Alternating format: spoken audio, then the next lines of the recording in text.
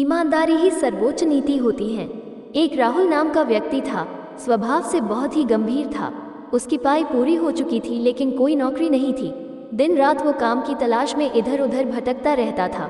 राहुल एक ईमानदार मनुष्य भी था, इसलिए भी उसे काम मिलने में मुश्किल आ रही थी। दिन इतने खराब हो चुके थे कि उसे मजदूरी करनी पड़ी। रोजी रोटी के लिए उसके पास अब कोई विकल्प नहीं था। राहुल पढ़ा लिखा था, जो उसके व्यवहार से साफ जाहिर होता था। एक दिन एक सेठ के घर राहुल मजदूरी कर रहा था। सेठ का ध्यान राहुल के ऊपर ही था। सेठ को समझ आ रहा था कि राहुल एक पढ़ा लिखा समझदार लड़का है, लेकिन परिस्थितिवश उसे ऐसे मजदूरी के काम करना पड़ रहा है। सेठ को अपने एक विशेष काम के लिए एक ईमानदार व्यक्ति की जरूरत थी। उसने राहुल की परीक्षा लेने की सोची।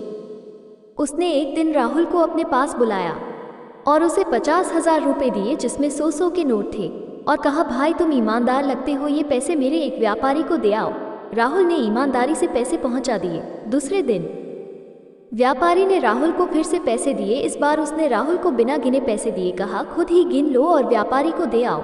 राहुल ने ईमानदारी से काम किया।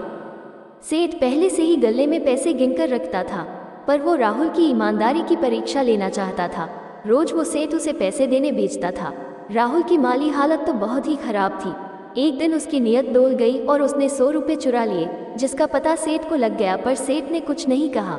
फिर से राहुल को रुपए देने भेजा। सेठ के कुछ न कहने पर राहुल की हिम्मत बढ़ गई। उसने रोजाना चोरी शुरू कर दिया। सेठ को उम्मीद थी कि राहुल उसे सच बोलेगा, लेकिन राहुल ने नहीं बोला। एक दिन सेठ ने राहुल को काम से निकाल दिया। वास्तव में सेठ अपने जीवन का एक सहारा ढूंढ रहा था। उसकी कोई संतान नहीं थी। राहुल को भोला भाला जानकर उसने उसकी परीक्षा लेने की सोची थी।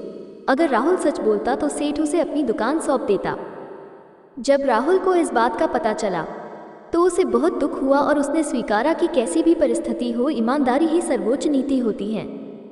दोस्तों, कैसा भी मुकाम आए, व्यक्ति को ईमानदारी का साथ नहीं छोड़ना चाहिए। ईमानदारी जीवन की वो कमाई है जो मुश्किल है लेकिन कभी गलत अंत नहीं देती।